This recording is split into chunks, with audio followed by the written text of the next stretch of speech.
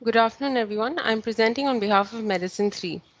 The story of Mrs. S, a 55-year-old lady working at a stone quarry for the past 20 years, presented with fever which was low-grade intermittent, not associated with chills and rigors, dry cough which had no diurnal variation or postural variation. There was no hemoptysis for the past 1 month, associated with significant loss of weight and appetite. The loss of weight was about 3 to 4 kgs over the past 1 month. And she also complained of a dull, aching, constant right lower quadrant abdominal pain for the past 1 month with no specific aggravating or relieving factors and no relation to food intake or defecation. She had a history of pulmonary TB 15 years ago, for which she had taken ATT for 6 months. She had no use of any injectables at that time, and she had no other known comorbidities. On examination, she was afebrile, emaciated, heart rate was 90 per minute regular, BP was 120 per 80 millimeters mercury, respiratory rate of 24 per minute, and saturation on room air was 96%. Left supraclavicular lymph node was palpable, which was 2 into 2 centimeters, firm and mobile lymph node. There was no pallor or cyanosis noted. CVS examination, first and second heart sounds were normal. Respiratory system examination showed the trachea to be central.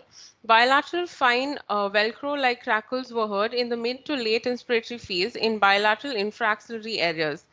Per abdomen, no hepatosplenomegaly was present, but there was tenderness in the right iliac fossa. CNS examination did not show any focal neurological deficits. So, summarizing, she was an 55-year-old lady who worked at the stone quarry for the past 20 years with a past history of pulmonary TB 15 years ago. Currently presented with 1 month history of fever, cough, significant loss of weight, and loss of appetite, along with right lower abdominal pain and tenderness. The differentials considered in this particular patient would be an occupational lung disease, given that she was working in a stone quarry and exposure to quartz was present. Silicosis would be a differential, and disseminated TB with pulmonary lymph node and intra-abdominal involvement, or a disseminated malignancy with the possible primaries being a carcinoma lung or GI malignancy like colon. So on investigations, CBC renal functions and liver functions were normal. CRP was 31.5.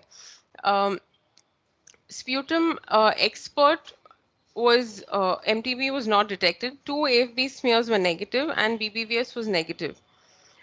This was her chest X-ray, which showed irregular heterogeneous opacities in the bilateral perihilar regions, along with scattered nodularities in bilateral lung fields, predominantly in the upper and middle zones. Also, however, there are nodularities in the lower zone as well. CT thorax and abdomen showed an irregular 5 into 4 millimeter soft tissue consolidation in the right upper lobe in the perihilar region, along with significant mediastinal mediastinal perihilar lymphadenopathy. Also, the CT abdomen was showing mild omental and mesenteric thickening. So we went ahead with the supraclavicular lymph node biopsy, which showed a necrotizing granulomatous inflammation. Because she had GI involvement as well, both upper GI scopies and colonoscopies were done, which showed a normal mucosal study. However, the segmental biopsies from the stomach and duodenum showed features of mild chronic duodenitis and mild chronic gastritis. Now, just a note on silicosis. Uh, in India, over 3 million workers are exposed to silica dust, while 8.5 million more work in construction and building activities. These are predominantly in the central and the western states of India. And the prevalence of silicosis in these states ranges from 3.5 to 54.6%. Now, this is a progressive interstitial lung disease, and it can go on for a long time undetected because these because patient can remain asymptomatic for many years, and also the silica dust is an odorless, it's non-irritant and does not have any immediate health effects. A wide variety of diseases are associated with the respirable crystalline silica, which include pneumoconiosis, chronic bronchitis, and the emphysema spectrum. Infections like mycobacterial, both tuberculous and non-tuberculous. Cancers like lung cancer, also GI malignancies have been reported. There is also an association with autoimmune diseases like scleroderma, SLE, and rheumatoid arthritis, although the pathogenesis is not clear. There are three clinical forms of silicosis: the acute, accelerated, and chronic phase, based on the duration of exposure of the patient to the inhalation of the silica dust. The acute is where they're exposed to the silica dust for less than 5 years, and radiologically there is a bilateral acinar pattern. Clinically, they will have dyspnea, and lung function tests will show restrictive changes. The accelerated form of silicosis is seen when they are exposed to 5 to 10 years of silica dust, and on radiological examination will have rapidly progressing nodules and masses, and the patient symptomatically has dyspnea and cough, and spirometrical examination will show rapidly deteriorating FVC and FEV1. The chronic cases are patients who have been exposed for more than 10 years. These are classified into simple and complicated based on the size of the nodules, and symptomatically, all these patients have dyspnea and cough. Now, why the increased risk of TB in patients with an underlying silicosis? It is because the crystalline silica induces an oxidative stress, together with immunological dysfunction, will predispose the TB bacilli to persist, leading to TB failure or relapse. Additionally, in various studies, they have found high levels of surfactant protein A in the bronchoalveolar lavage fluid of these patients, and an excess of this protein allows the mycobacteria to enter the macrophages without triggering the cytotoxicity.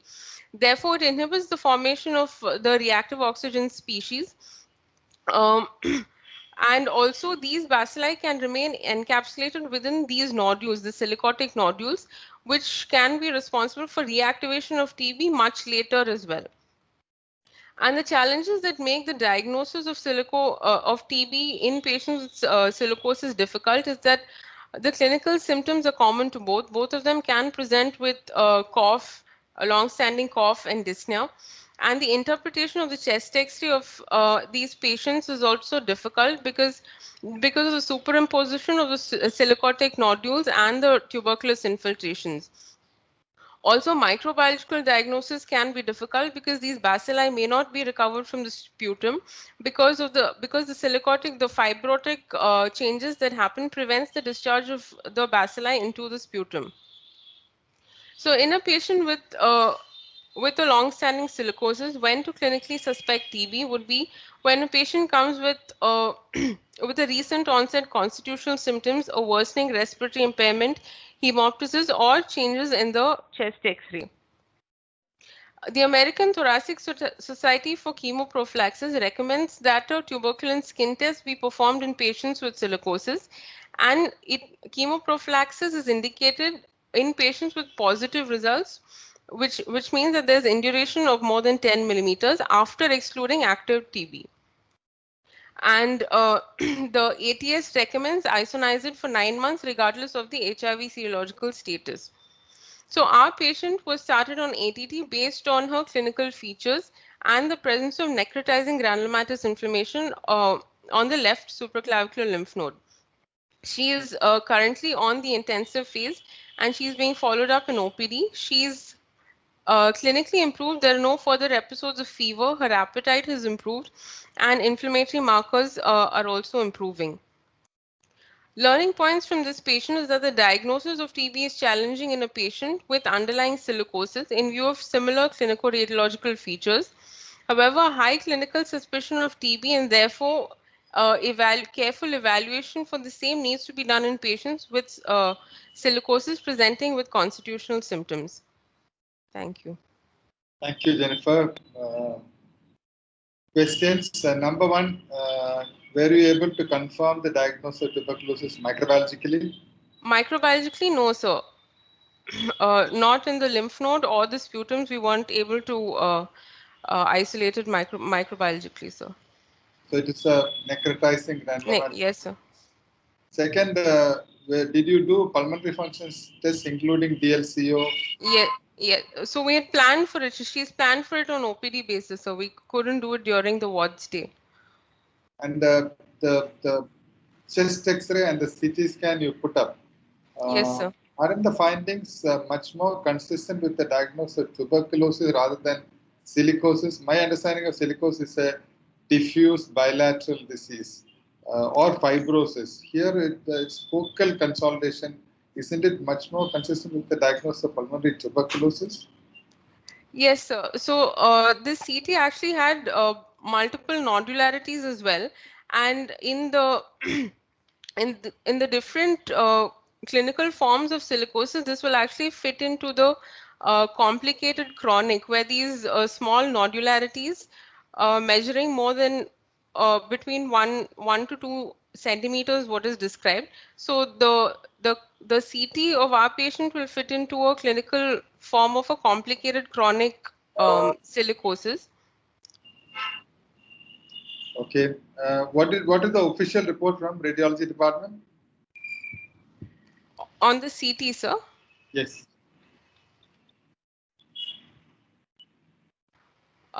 This was the official report, sir. There was an irregular 5 into 4 millimeter soft tissue mass in the right upper lobe in the perihilar region, along with perihilar lymphadenopathy.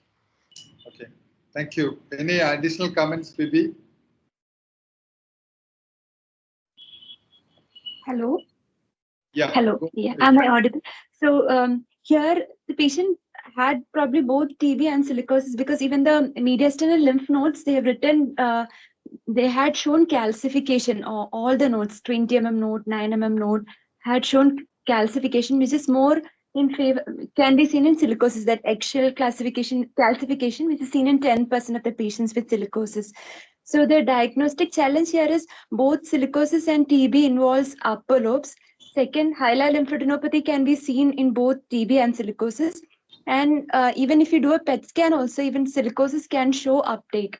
And even though our patient lymph node biopsy showed necrotizing granulomatous inflammation, even silicotic nodules, some nodules can show central ischemic necrosis, is what various data have shown. So until the MGIT culture grows, we can't have a clear-cut diagnosis, but patient had omental and mesenteric thickening and constitutional symptoms, which are again more in favor of TB.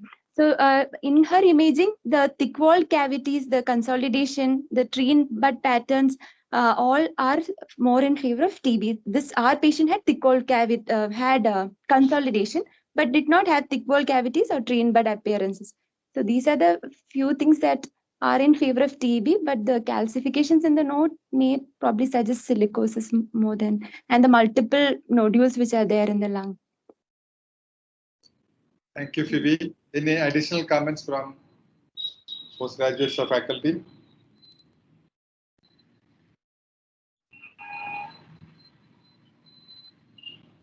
It will be good to contact her colleagues in the same area, whether they use personal protection equipment, do they have a program of screening for ILD, prophylaxis for tuberculosis, all those things. So that will be the next step.